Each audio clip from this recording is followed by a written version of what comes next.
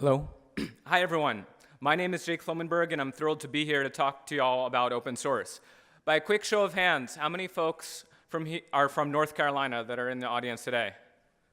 Wow. Okay. Well, I have to make a little admission. This is my first time back in North Carolina in a little while.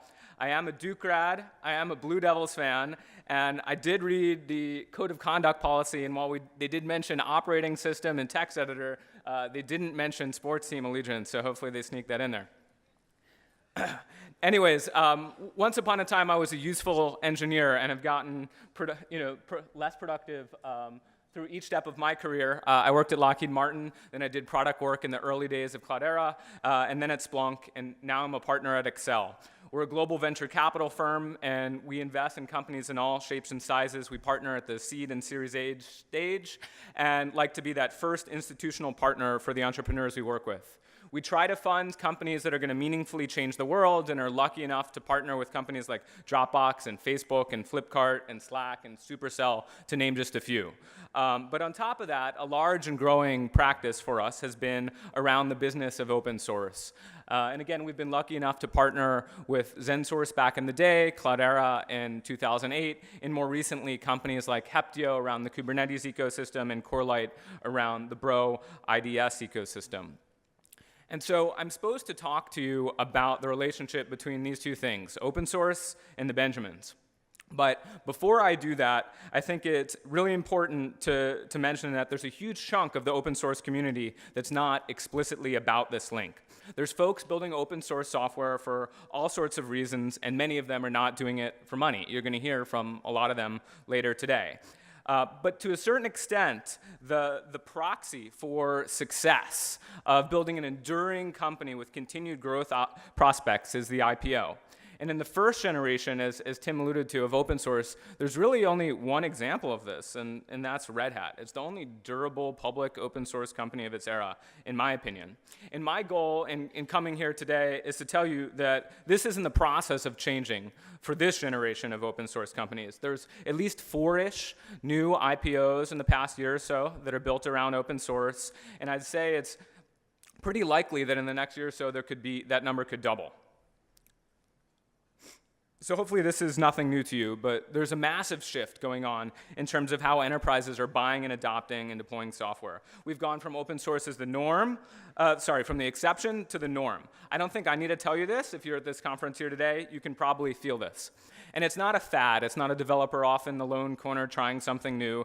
These are CIOs and enterprise architects making really thoughtful decisions about what their business is going to run on in the future.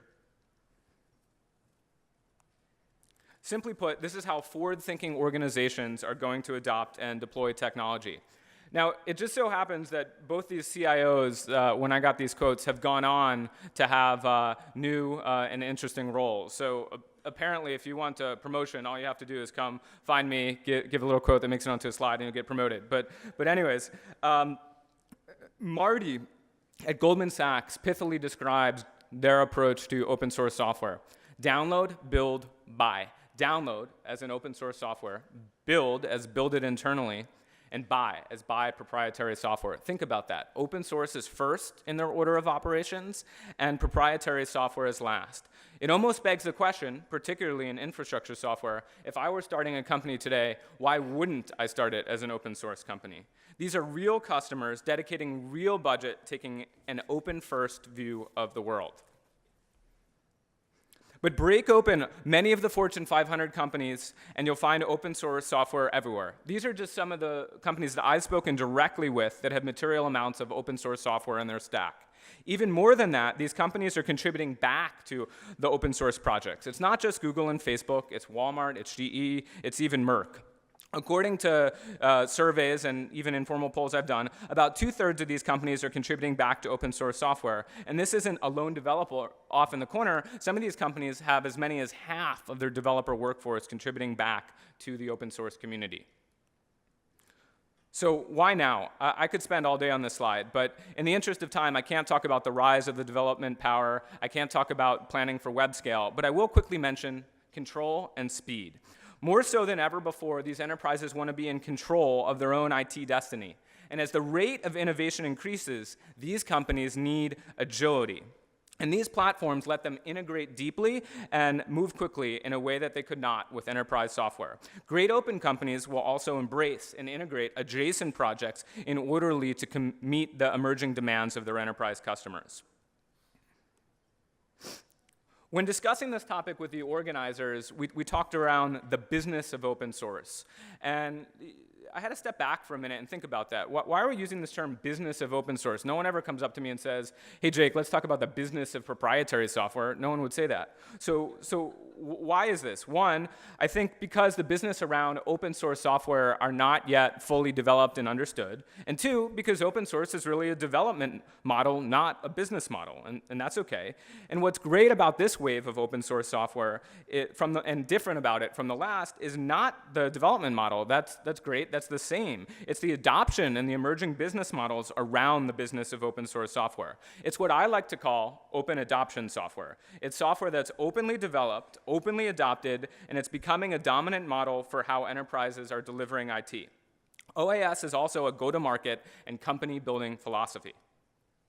So I think I'm supposed to talk about the venture capital investment into this ecosystem. So here's an eye chart with lots of funding numbers, and these are my numbers. They might be a little bit higher than the other people's numbers. Hopefully the trend line is correct. And what you can see is that since 2010, there's been a lot of interest in funding open source software.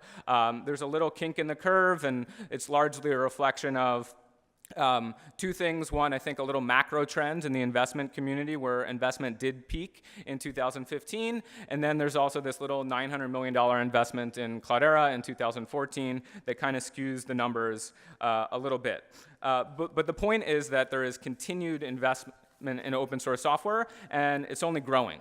And if you think about it, all of the foundational technologies in all of the buzzwordy areas today, whether it's AI, big data, containers, et cetera, they're all based on open source projects. And so I think we're going to see this number only increase over time.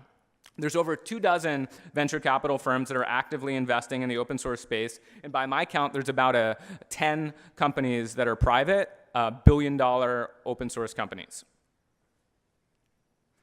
On to the public companies. There's finally enough public open source companies to start establishing a baseline. I know I might just be preaching the choir a little bit, but Red Hat is really on a roll this year. Their share price has doubled from about 76 to 120 this year. It's a $22 billion company. It has $3 billion in revenue in line of sight. And sort of most interestingly, from my perspective, is that OpenShift has become a huge revenue driver for them, particularly around the large deals. It's not just the Red Hat Linux company anymore. We now have these four others, Cloudera, Horton, Mongo, and Talon. And each of these companies are public. They're growing revenue by 30 to 40% year over year. Horton's on pace to do 250. Mongo's on pace to do 150. They just had a great IPO. It popped 30%. Cloudera's on pace to do 350 this year. But the interesting point is that these companies need to demonstrate that they can have the same gross margins as traditional enterprise software companies. If you think about the mind of a public investor, they're not going to take the leap and invest in these companies unless that they smell similar at this late stage. And if you think about it, these companies need this margin. They need to make profit so that they continue to innovate and invest in the future. And so if you look at the companies on the right, there's a huge number of companies that could go public as early as next year. And these companies that are going public are not about cheaper alternatives to proprietary on-premise software. They're building software for new types of applications and businesses. It's about creating new markets more so than it is displacing incumbents.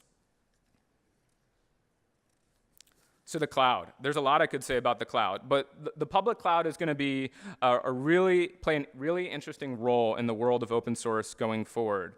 They've really, between Microsoft and Google and IBM, they've backed a lot of strategic open source projects, and it's very different from Facebook with React or Yahoo with Hadoop. These projects are core to how these companies are going to make money going forward. Kubernetes is a great example. People are competing on who's the most open in some sense, and many are changing their sales and adoption models around OAS consumption and are offering services around these projects, whether it's the ones that they started or whether they're hosting using those services that others have made. Nearly all the important work in AI is being done in the open source world, whether it's TensorFlow or Caffe or Gluon, et cetera. And this intersection of open source and the cloud is going to be where most things are headed in terms of infrastructure and data. I think that can create some interesting challenges for these OAS vendors in terms of how they monetize. And if you think that just offering security features and multi-tenant hosting is a way to make money, I think you're going to be disappointed by what the cloud vendors can actually do themselves. And folks are certainly paying for value. And again, to come back to Red Hat, look at the difference in price point that they're getting for OpenShift versus Red Hat Linux on the same server. It's an order of magnitude difference in many cases. So what does this mean for startups? It means that the enterprise IT and funding environments have never been as amenable as they are today to open source companies. Just like you need to innovate when you're thinking about the software you need to build, I'd encourage you to think through the business model. Certainly, if you want to build a publicly traded company, support and services is probably not going to be enough, and it's probably going to be a little bit more complicated than a community edition and an enterprise edition. If you want to talk through the 3 Ps of open source, the project, the product, and the profit, the framework that I use when I evaluate open source businesses, come check out my talk in room 202 at 10:30. Thank you very much.